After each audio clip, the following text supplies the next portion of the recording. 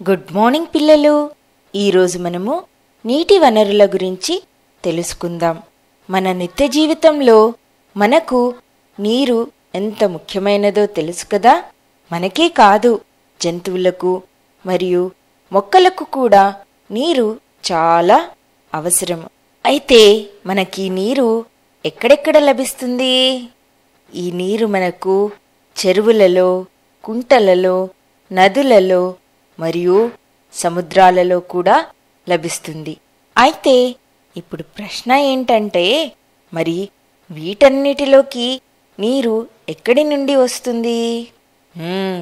వీటన్నిటికీ నీరు వర్షం నుండి లభిస్తుంది. నీరు మనకు ముఖ్యంగా వర్షం నుండే లభిస్తుంది.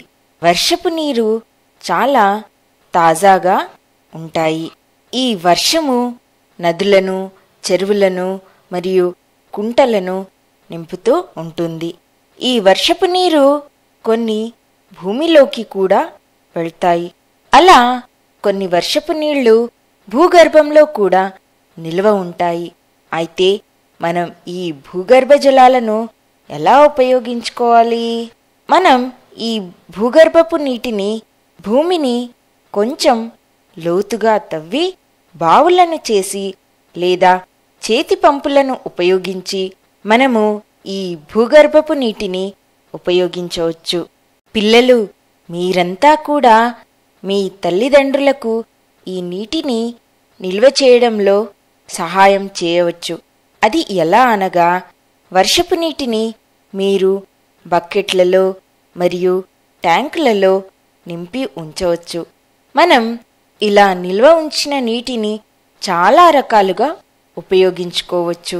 మీ యొక్క సైకిల్ను కడగడానికి లేదా మీ నాన్న యొక్క కారును కడగడానికి ఉపయోగించుకోవచ్చు.